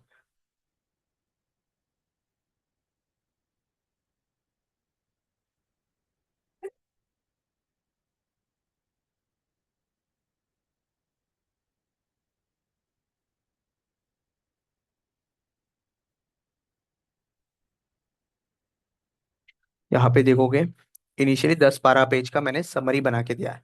समरी इन द सेंस, हाँ 13 पेज का, यानी जो भी हम थियोरी पढ़ रहे हैं ना उसका समरी, इन क्रक्स की कैसा होना चाहिए क्या होना चाहिए ये पढ़ना है। क्यों? क्योंकि अगर 3-4 मार्क का अगर क्वेश्चन आ गया क्वेश्चन एग्जाम में तो उस केस में अटेम्प्ट करना आना चाहिए। अगर तुम्हें नहीं जम रहा है या फिर ये पूरा करना है तो फिर इन दैट केस अगर रिवीजन लेक्चर होगा यूट्यूब में, मैं खुद रिकॉर्ड करके डालूंगा रिवीजन लेक्चर, जिसमें 40 मिनट्स में मैं पूरा जो थियरी है वो कवर कर दूंगा, वो देख लो तो काम बन जाएगा। अगर नहीं हो पाएगा तो फिर उन इन दैट केस छोड़ दो, मेजरली इसमें से क्वेश्चंस नहीं आते। एमसीक्यू आ सकता है या फिर बहुत rarely six question, question number 6 है ना, उसमें एक आ सकता है या फिर थ्योरेटिकल एक क्वेश्चन आ सकता है 4 मार्क के। ठीक है, तो अगर वो आ गया तो सिंपल है, बहुत सिंपल है, उसको अटेम्प्ट करो मिल जाएगा मार्क्स। थियोरेटिकल है बस समझ लो, फ्लो को समझ लो हो जाएगा। अगर नहीं हो पा रहा है तो फिर ज्यादा स्ट्रेस मत लो इस पर्टिकुलर थियरी के लिए। क्यों? क्योंकि कंसोलिडेशन से 14 मार्क का बड़े बड़े क्वेश्चन आते हैं। ठीक है, आ जाओ पोटेंशियल वोटिंग राइट्स देखते हैं। Investor A and two other investors each hold a third of voting rights of an investee. The investee's business activity is closely related to the investors A. Investor का जो है ना closely related to investor A है. In addition to its equity instrument, investor A also holds debt instrument that are convertible into ordinary shares. यानी क्या? जो investors है ये equity instruments hold करता है, उसके साथ साथ में debt instruments जो convertible है into ordinary shares of investee at any time for the fixed period. Sorry for the fix price, fix period नहीं फिक्स प्राइस है, तो जब फिक्स प्राइस है इस पे कन्वर्ट कर सकते हैं। The conversion rights are substantive, यहाँ पे स्पेसिफिकली दिया है। अगर ये प्रोटेक्टिव होता तो हम नहीं कंसिडर करते, सब्सटेंटिव है उसके लिए कंसिडर कर रहे हैं। If the debt were converted investor A would hold 60% of the voting rights, यानी क्या जो डेट है ना अगर उसको कन्वर्ट कर लेता हो तो फिर 60% वोटिंग राइट्स आ जाएंगे of the investee. Investor A would benefit from the realizing synergies if the debt instruments were converted into ordinary shares, whether the investor has a power over the investee। बताओ investor power है क्या? नहीं। तो फिर यहाँ पे हम क्या मानेंगे, normally we consider potential voting rights while computing power. अब कंसिडर करने के बाद उसका वोटिंग पावर जो है ना, वोटिंग राइट्स कितना 60% हो रहा है, मेजोरिटी ऑफ वोटिंग राइट्स हो रहा है, तो इस केस में हम क्या मानेंगे, पावर है ऐसा मान जाएंगे। Investor has a power over the investee because it holds voting rights of the investee together with the substantive voting rights that give it a current ability to direct the relevant activities. Simple, here we conclude about the voting rights. ठीक है, क्या था sir फिर से बताओ एक बार, revise करवा देता हूँ सिंपली आराम आराम से। मेरे वो मेरे जो ना रिटर्न नोट्स है। हम्म, देखो, voting rights, an investor gets power over the investee by way of voting rights that allows it to direct the relevant activities. बराबर, इन्वेस्टर को पावर कब मिलेगा, जब उसके पास मेजोरिटी ऑफ वोटिंग राइट्स है। अब मेजोरिटी ऑफ वोटिंग राइट्स है ना, वो कैसा होगा, दो पार्ट में। एक मेजोरिटी ऑफ जो वोटिंग राइट्स है वो दो पार्ट में होगा, एक मेजोरिटी ऑफ वोटिंग राइट्स होगा, एक without majority of voting rights. Majority of voting rights मैंने बताया था कि एक डायरेक्टली मेरे पास पावर है to vote and take the decisions about the relevant activities. बराबर, the relevant activities are directed by a vote of the holders of majority of voting rights. दूसरा, जो बोर्ड है, बोर्ड जो रिलेवेंट एक्टिविटीज के related decisions ले रहा है, वो बोर्ड को अपॉइंट करने का मेजोरिटी ऑफ वोटिंग राइट्स मेरे पास है। बराबर, बोर्ड और governing body is elected by majority of voting rights. तो उस केस में क्या है, हम क्या मानेंगे, the investor has power over the investee by majority of voting power. The next thing, power without majority of voting rights. अब power का without majority of voting rights कैसा आएगा, एक contractual arrangement with other vote holders, यानी दूसरे के साथ contract बनाया, rights from the other contractual arrangement, यानी क्या, मेरे पास कॉन्ट्रैक्ट, मैंने इन्वेस्टी के साथ कॉन्ट्रैक्ट करके रखा है कि क्या, जो भी डिसीजन मेकिंग होगा वो मैं करूंगा, ऐसा कॉन्ट्रैक्ट करके रखा है, तो फिर उस केस में पावर है माना जाएगा, without holding majority of stake. ठीक है, without holding majority of stock अगर एग्रीमेंट किया है to take the decision making, कुछ भी हो, मैन्युफैक्चरिंग के रिलेटेड हो, फाइनेंसिंग के रिलेटेड हो, ऑपरेटिंग के रिलेटेड हो, इस केस में हम क्या मानेंगे, पावर है। Then investors voting right, de facto control, यानी क्या, एक इन्वेस्टर है, वो इन्वेस्टर जो है ना sufficient number of voting rights hold कर रहा है, और बचे हुए जो इन्वेस्टर्स है दैट आर स्केटर्ड, यानी कि छोटे छोटे छोटे छोटे वोटिंग राइट्स है, तो फिर उस केस में क्या माना जाएगा, उस केस में जो इन्वेस्टर है जो सफिशिएंट होल्ड कर रहा है वो माना जाएगा, विल हैव दैट पावर, उसको पावर माना जाएगा, that investor has a power over the investing. ठीक है, then comes potential voting rights, ये हमने अभी जस्ट देखा था कि अगर कंप्यूट करते समय कन्वर्टेबल डिबेंचर्स है, कन्वर्टेबल प्रेफरेंस शेयर्स है, अगर वो है तो वो कंसिडर करेंगे for the purpose of computation of power.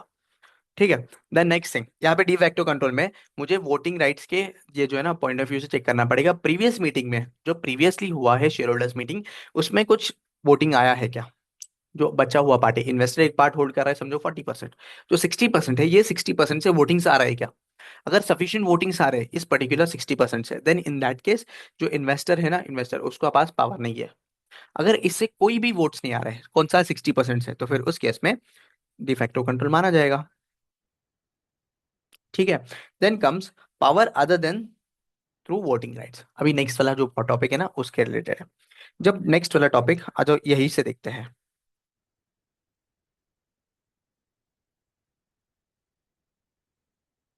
Hope so समझ में आ रहा है, power other than voting rights, power other than voting rights यानी क्या, यहाँ पे वोटिंग राइट्स जो है ना cannot give have a sufficient effect on investors decision such as when voting rights relate to administrative tax only, यानी क्या, यहाँ पे जो वोटिंग राइट्स हो रहे हैं ना, वोटिंग राइट्स यानी इन्वेस्टर जो है वो voting rights, majority of voting rights hold करता है, बट यहाँ पे मेजोरिटी ऑफ वोटिंग राइट्स किसके लिए होल्ड करता है, जो इन्वेस्टी का जो एडमिनिस्ट्रेटिव टास्क है, रिलेवेंट रिलेवेंट एक्टिविटीज के रिलेटेड कुछ भी नहीं है, यानी क्या, रिलेवेंट एक्टिविटीज के रिलेटेड कुछ वोटिंग राइट्स नहीं है, वो ऑलरेडी प्री डिटरमाइंड है रिलेवेंट एक्टिविटीज, यहाँ पे वोटिंग राइट सिर्फ एडमिनिस्ट्रेटिव टास्क के लिए हो रहा है, तो फिर उस केस में क्या होगा, वोटिंग राइट्स यहाँ पे मैटर नहीं करेगा, यानी क्या वोटिंग राइट्स पावर नहीं देंगे, राइट, क्यों, क्योंकि relevant activities already pre determined है यहाँ पे, तो उस केस में मुझे क्या क्या चेक करना पड़ेगा,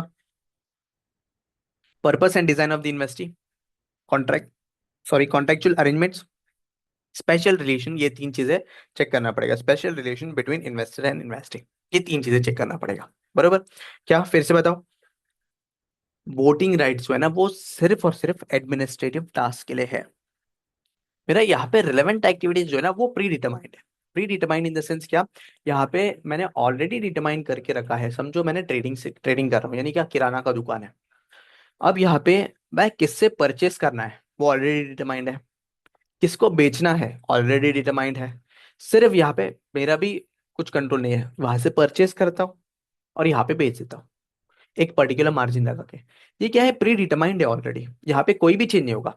नॉर्मली कैसा होगा, अगर समझो अगर प्री डिटरमाइंड नहीं होता तो मैं चेक करता हूँ चार लोगों के पास जाके, चार लोगों के पास जाऊंगा और चेक करूंगा कि कौन सबसे कम दाम में दे रहा है, यानी लोअर प्राइस में कौन दे रहा है, और उससे माल उठाऊंगा जो भी मेरा स्टॉक है और दूसरे को बेचूंगा, ये क्या है, दिस इज साइलेंट एरर, क्या मैं एक के पास जाऊंगा उसको पूछूंगा कि क्या है उसका प्राइसेस वगैरह जो भी मेरा गुड्स है, अगर मुझे परवड़ा लूंगा नहीं तो नहीं, बराबर, लेकिन अगर प्री डिटरमाइंड के केसेस में क्या है, मेरा जो सप्लायर है वो फिक्स्ड है, वो चेंज होने वाला ही नहीं है, और मेरा कस्टमर भी फिक्स्ड है, और मेरा मार्जिन भी फिक्स्ड है, 20% है, 10% है, तो इस केस में क्या है, इस केस में यहाँ पे जो भी एडमिनिस्ट्रेटिव टास्क है उसके लिए ही सिर्फ वोटिंग राइट्स हो रहा है, जब एडमिनिस्ट्रेटिव टास्क के लिए अगर कोई भी ऐसा कुछ वोटिंग राइट्स के डिसाइड हो रहा है तो वोटिंग राइट्स का कुछ वैल्यू ही नहीं बचा ना, मुझे वोटिंग राइट्स रेलेवेंट एक्टिविटीज को डायरेक्ट करनी चाहिए, अगर रेलेवेंट एक्टिविटीज को डायरेक्ट करने अगर वोटिंग राइट्स यूजफुल नहीं है then in that case power नहीं है,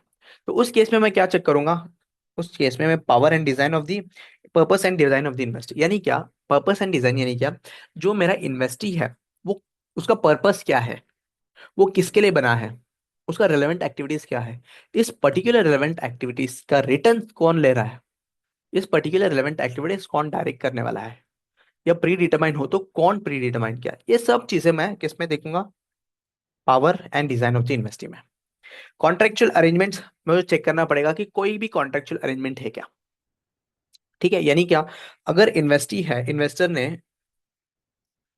कुछ एग्रीमेंट करके रखा है कि इन्वेस्टी ऐसा ही चलेगा, उसका एग्जांपल देता हूं मैं, इन्वेस्टी ऐसा ही चलेगा, उसका एक्टिविटीज ऐसा ही होगा, तो उस केस में क्या है, ये भी मुझे डिटरमाइन करना पड़ेगा कि इन्वेस्टी ऐसा ही है, तो इन्वेस्टर को पावर है क्या नहीं इसके ऊपर। इसका एग्जांपल लेते हैं, बस यहाँ पे ओवरव्यू दे रहा हूँ। और मुझे स्पेशल पॉइंट्स भी चेक करना पड़ेगा कि अगर इसके बाद भी मुझे नहीं पता चल रहा है कि पावर है या नहीं, तो मुझे स्पेशल पॉइंट्स देखने पड़ेंगे, कि एविडेंस लेना पड़ेगा कि क्या है, यहाँ पे जो की पर्सनल है उसको अपॉइंट कर सकता है या नहीं, इन्वेस्टर जो है वो अपॉइंट कर सकता है या नहीं। अगर अपॉइंट कर सकता है, then in that case it will be it will have a power, यानी investor will have a power. अगर अपॉइंट नहीं कर पा रहे कोई एंटिटी, हमने जो 5-6 केस स्टडी करके आया था ना, उसी का एविडेंस लेके मुझे डिटरमाइन करना पड़ेगा whether it has a power over not. ठीक है, आ जाओ पहले चीजें देखते हैं। पहले क्या है, purpose and design of the investee. आ जाओ, do subscribe the channel. Evaluation of purpose and design of the investee helps in, किस से किस में हेल्प करेगा। एक, सबसे पहला, identification of relevant activities of the investee, यानी क्या, इन्वेस्टी का रेलेवेंट एक्टिविटीज क्या है मुझे पता करो। How decisions about the relevant activities are made, फिर उसके बाद मुझे पता चलेगा पर्पस एंड डिजाइन देखना है। Design in the sense investee कैसा ऑपरेट कर रहा है। ठीक है, तो इन्वेस्टी कैसा ऑपरेट कर रहा है वो देखना पड़ेगा। तो उसके रिलेटेड कैसा डिसीजंस मेरे, जो भी रिलेवेंट एक्टिविटीज है उसका रिलेटेड डिसीजंस कैसा हो रहा है वो देखना पड़ेगा। Who has the current ability to direct those activities, किसके पास है एबिलिटी वो डायरेक्ट करने, कौन ये एक्टिविटी से रिटर्न्स ले रहा है, ये सब चीजें मुझे चेक करना पड़ेगा। इस पर्टिकुलर इससे मुझे देखना पड़ेगा कि वेदर इन्वेस्टर जो है ना, investor, whether investor is involve in the design of investee, ये जो इन्वेस्टी के डिजाइन में, पर्पस एंड डिजाइन में इन्वॉल्व है क्या, कौन मेरा इन्वेस्टर।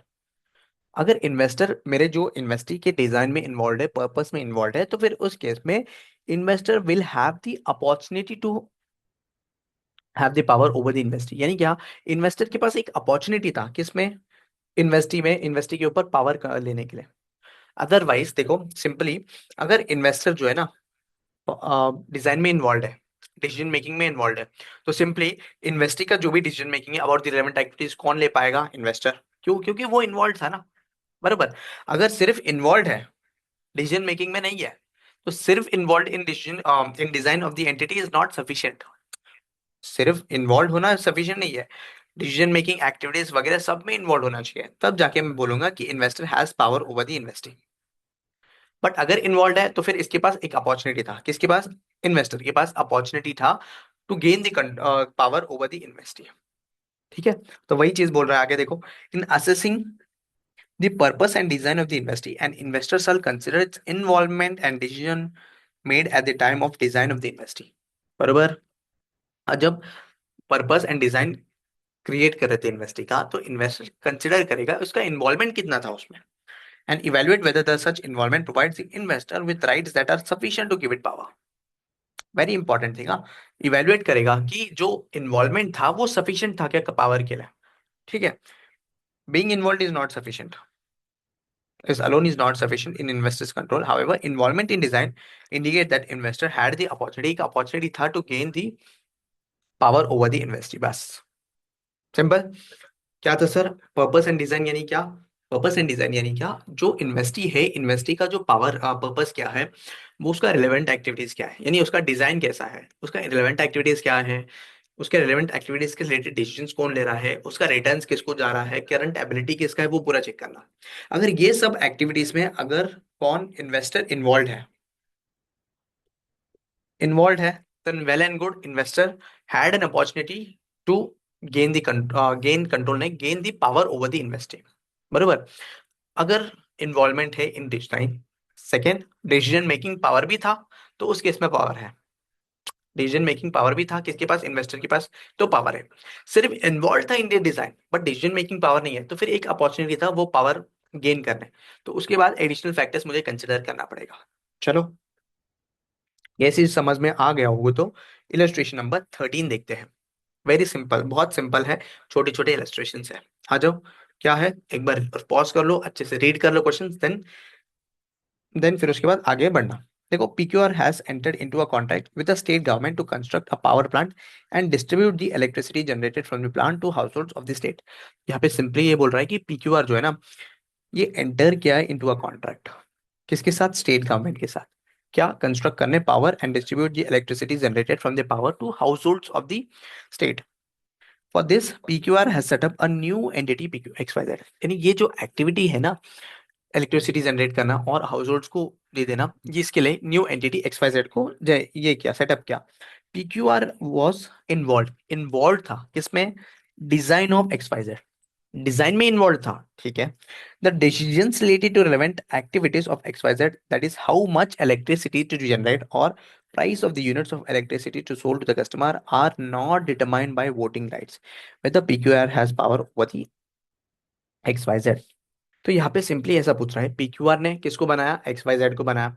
जब PQR ने XYZ को बनाया है तो फिर इसके डिजाइन में तो इन्वॉल्व था, तो मुझे नेक्स्ट थिंग देखना है कि डिसीजन मेकिंग में भी इन्वॉल्व है क्या। तो यहाँ पे सिंपली बोल रहा है कि XYZ के जो भी रिलेटेड डिसीजन रिलेटेड एक्टिविटीज है, how much electricity to generate और the price at which the units of electricity to be sold to the customer, कौन से प्राइस में सेल करना है, कितना जनरेट करना है, वो सब जो है ना, are not determined by voting rights, voting rights के थ्रू डिटरमाइन नहीं होता है। तो इसके बेसिस में मुझे बताना है कि whether PQR has power over the investee, और इन्वेस्टी मतलब XYZ के ऊपर कंट्रोल है या नहीं, ये मुझे बताना है। तो सिंपली अगर देखो, अगर PQR बना रहा है किसको? XYZ को, और सब कुछ डिसीजन जो है वो कौन ले रहा है? PQR ले रहा है क्या? नहीं, PQR नहीं ले रहा है, मतलब PQR नहीं, इसमें कौन होल्ड कर रहा है? PQR ही होल्ड कर रहा है। ओके। तो इसका जो वोटिंग राइट्स है, voting rights in the sense नहीं समझा सर, यहाँ पे समरी बना लेते हैं। PQR XYZ और इसके रिलेटेड एक्टिविटीज कौन होल्ड कर रहा है? रिलेटेड एक्टिविटीज जो भी है, related activities, relevant activities,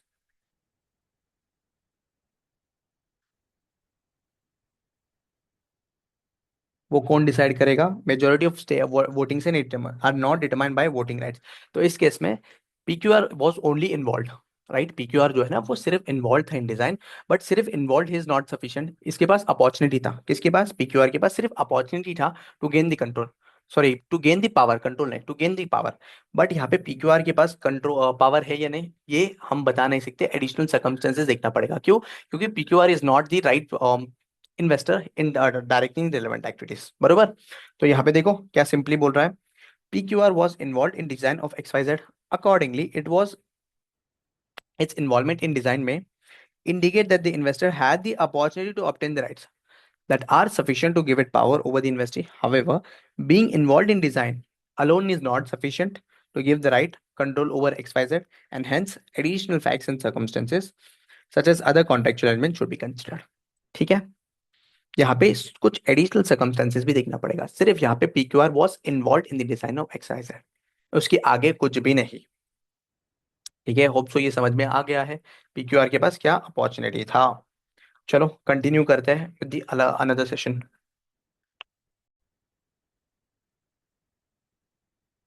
yes, चलो आगे बढ़ते हैं हम। अब ऊपर वाला पॉइंट्स तो समझ लिया हमने।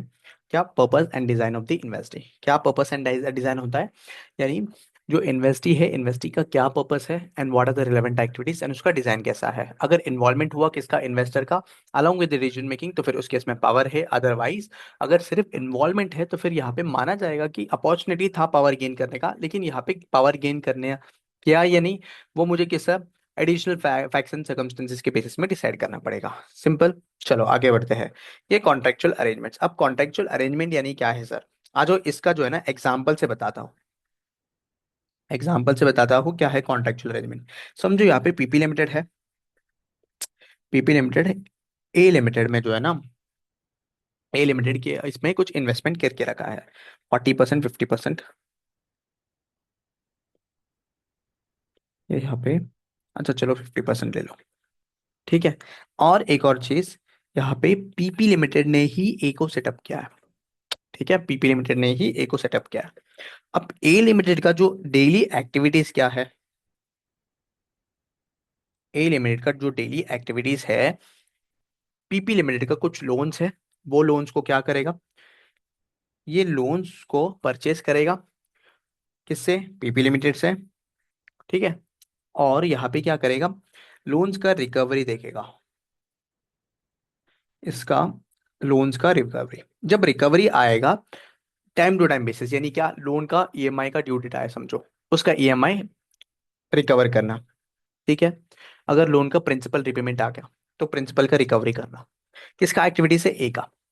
अगर कुछ डिफॉल्ट होता है, in case of default, in case यहाँ पे कुछ डिफॉल्ट होता है, तो ये जो है ना, ये कौन संभालेगा? ये संभालेगा पीपी लिमिटेड। यानी ये पूरा का जो डिफॉल्ट है, पूरा का पूरा default will be manage by PP limited. तो फिर यहाँ पे क्या है? कॉन्ट्रेक्चुअल अरेंजमेंट है, किसके बीच में? PP limited and A limited के बीच में एक कॉन्ट्रेक्चुअल लिमिटेड है, कॉन्ट्रेक्चुअल एग्रीमेंट है between PP and A limited, that A limited क्या करेगा? रिकवरीज करेगा ऑफ द लोन्स। ठीक है। And time to time basis, अगर उसमें कोई डिफॉल्ट करता है, कोई भी पर्सन या कोई भी लोन लिया हुआ पर्सन, तो इन दैट केस वो जो डिफॉल्ट है ना, पीपी लिमिटेड लेगा। अब यहाँ पे managing the daily activities, loan, loan का रिकवरी, ये क्या है? नॉर्मल चीज है ना यार। ये क्या है? सबसे नॉर्मल चीज है क्या? जब ड्यू डेट आएगा तब उनसे लोन रिकवर करेगा, और वो लोन रिकवर हुआ अमाउंट किसको दे देगा? पीपी लिमिटेड को देगा। सिंपल। तो ये रिलेवेंट एक्टिविटीज नहीं है। रिलेवेंट एक्टिविटीज क्या है? डिफॉल्ट होने पे क्या करेगा, वो रिलेवेंट एक्टिविटीज है। और ये कौन देखने वाला है? पीपी लिमिटेड देखने वाला है। बरोबर। तो यहाँ पे सिंपली ऐसा है कि मुझे बताना है कि whether PP limited has power over A limited. Yes. कैसा? Because there is a contractual agreement between PP and A, even though A limited is not dealing any relevant activities, PP limited जो है ना, relevant activities में deal कर रहा है ना। कौन सा रिलेवेंट एक्टिविटीज है? डिफॉल्ट वाला ना, राइट। डिफॉल्ट वाला जो है वो कौन देगा? PP limited on default. बरोबर। डिफॉल्ट के बाद जो भी एक्टिविटीज है वो पीपी लिमिटेड देगा। उसकी वजह से क्या करेगा? PP limited will have power over A limited. क्यों? Due to this contractual arrangements. ये एक कॉन्ट्रेक्चुअल अरेंजमेंट हुआ। एक और एग्जांपल देता हूँ, समझो पीपी लिमिटेड है, कुछ इसने कुछ इन्वेस्टमेंट करके रखा है, यानी बनाया ही है पीपी लिमिटेड, सेटअप ए लिमिटेड। ठीक है। देन उसके बाद यहाँ पे समझो पीपी लिमिटेड जो है ना, पीपी लिमिटेड वाटर में डील करता है, वाटर बॉटल्स।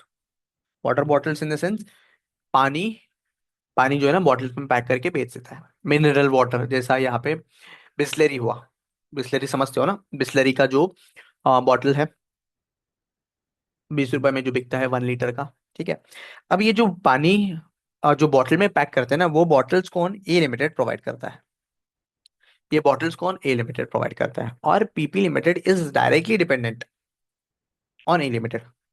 और पीपी लिमिटेड ने ए लिमिटेड को इसीलिए ही बनाया, क्यों? ये बॉटल्स बनाएगा, और वो बॉटल्स अच्छे क्वालिटी का बनाएगा, और किसको देगा?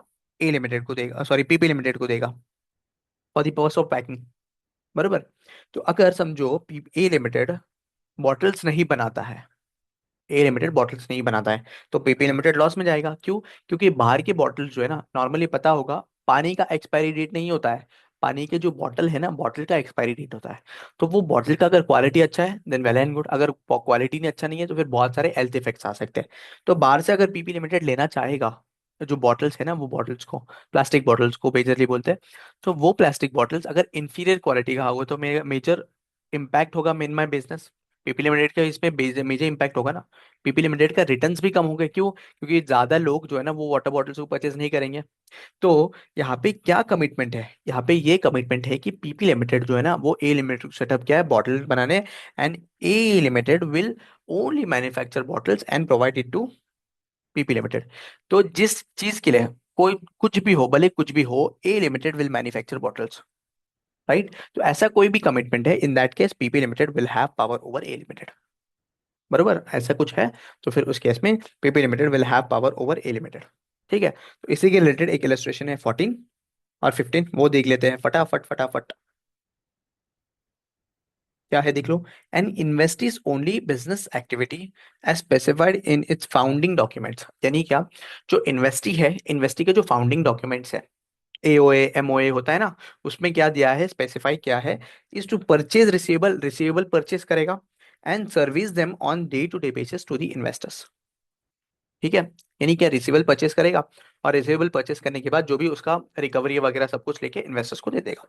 Following is the relevant pattern. क्या? The servicing on a day-to-day basis includes collection and passing on the principal and interest payments as they fall due. यानी क्या, जब उसका जो इंटरेस्ट का ड्यू होगा या प्रिंसिपल का ड्यू होगा वो कलेक्ट करेगा और उसके बाद दे देगा.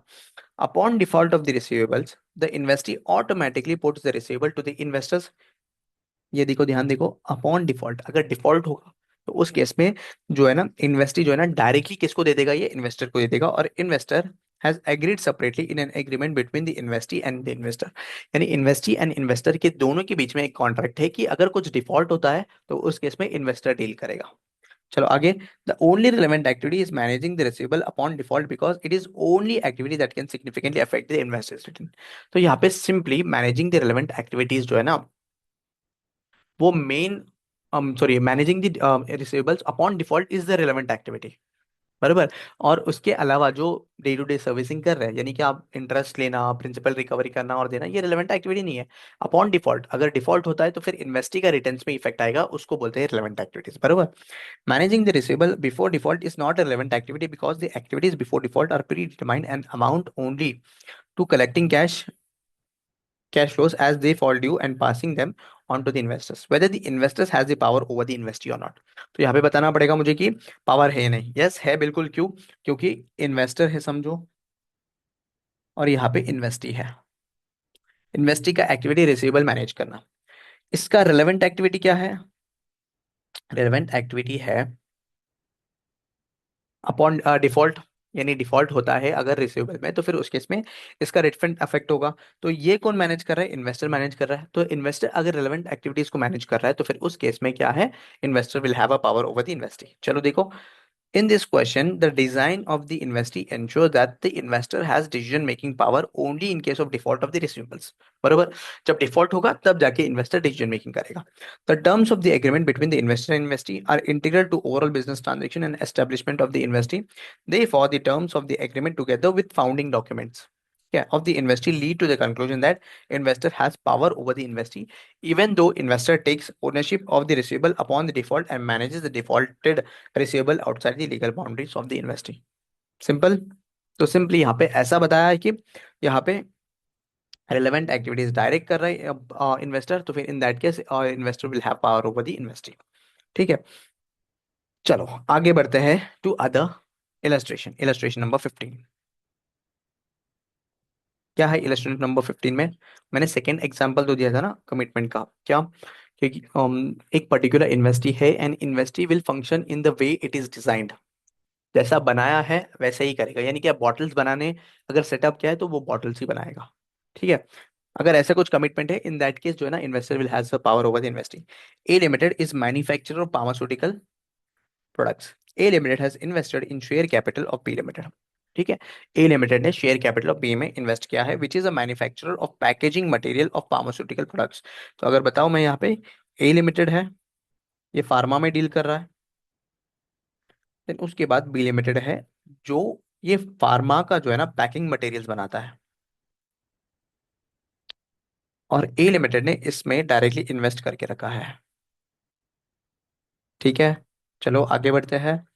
A Limited's requirements for the packaging material for its products are entirely supplied by B Limited. यानी क्या? B Limited जो है ना टोटल A को सप्लाई करता है, उसका जो प्रोडक्शन है वो A को सप्लाई करता है. ठीक है. A Limited is not purchasing the packaging material from any other vendor because the material supplied by other vendors are inferior quality. A limited जो है ना, ए लिमिटेड दूसरों से परचेज नहीं कर रहा है. क्यों? क्योंकि यहाँ पे जो परचेज दूसरों से करेगा वो इंफीरियर क्वालिटी का हो सकता है, उसके लिए नहीं परचेज कर रहा है. Whether A limited has power over the B. बिल्कुल है. क्यों? एक तो पूरा इन्वेस्टमेंट किया है. नेक्स्ट, अगर ये पैकिंग मटेरियल नहीं बनाता है तो फिर उस केस में फार्मा जो ये ए लिमिटेड है वो बहुत ही ज्यादा बिजनेस लॉसेस में जा सकता है. राइट. तो B limited is committed to produce ये packing material, that too high quality वाला, और वो सप्लाई करेगा ए लिमिटेड. ये एक एग्रीमेंट टाइप है, that is a contractual agreement. तो फिर उस केस में A has power over the B. देखो क्या है. A limited would be the most affected by the operations of B limited since it is dependent on B limited for the supply of packaging material. Therefore, A Limited would be committed to ensure that B Limited operates at design. बराबर। ए limited ensure करेगा कि B limited जो है ना, जैसा वो बना है वैसा ही ऑपरेट करेगा। This can be indicator of A limited having power over the B, but it has to consider other facts and circumstances as well to conclude whether it control B limited और not. Power है but control के लिए मुझे other factors देखना पड़ेगा। Control के लिए क्या क्या फैक्टर्स देखना पड़ेगा? Power, exposure to variable returns, and third वाला the ability to affect the investors return by using the power and exposure right to return। ठीक है, ये देखेंगे आगे।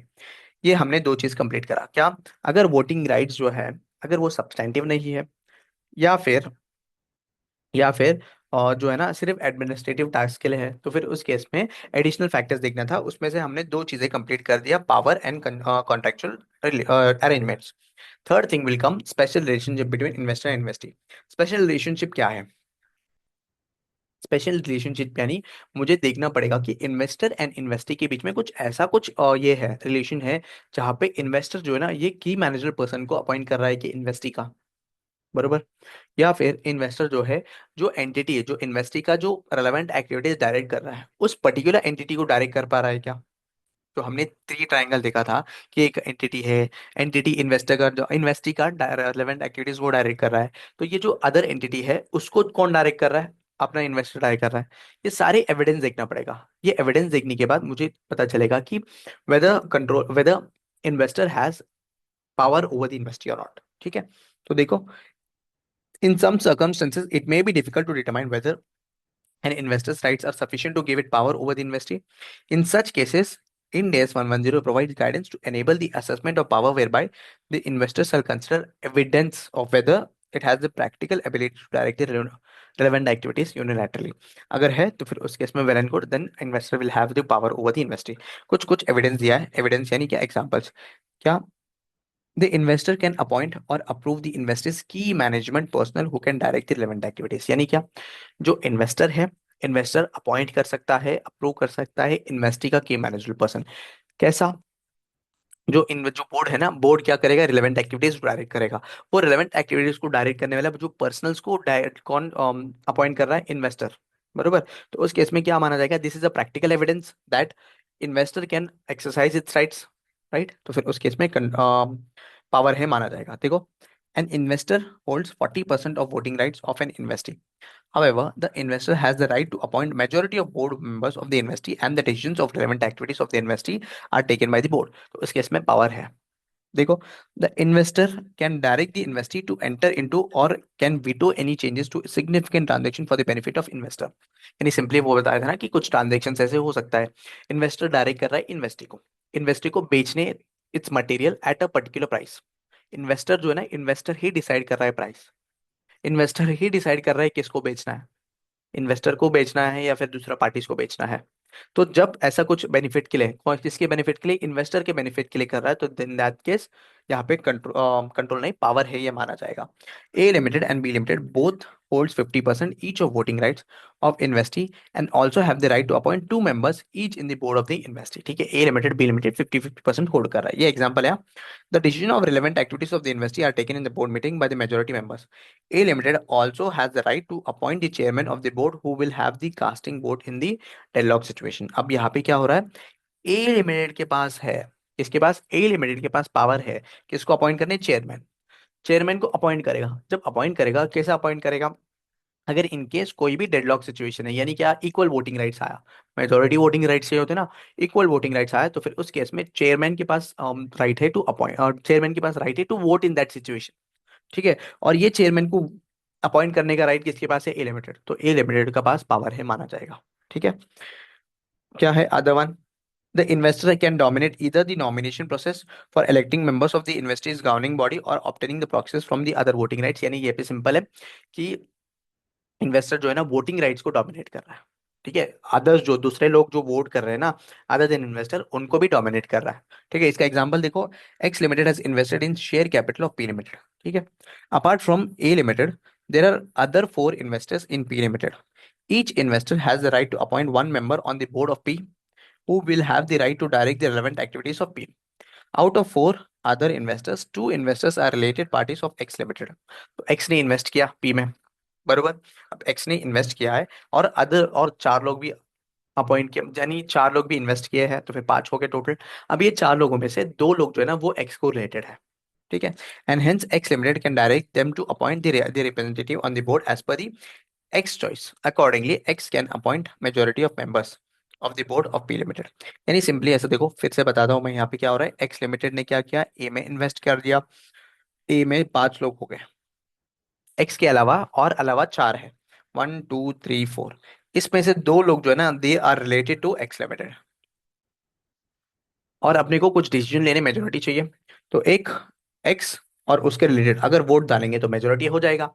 जब मेजोरिटी हो जाएगा तो फिर उस केस में एक्स के पास पावर है over A limited. X has power over A limited. ठीक है। तो इन्वेस्टर्स की management personal are related parties of investor.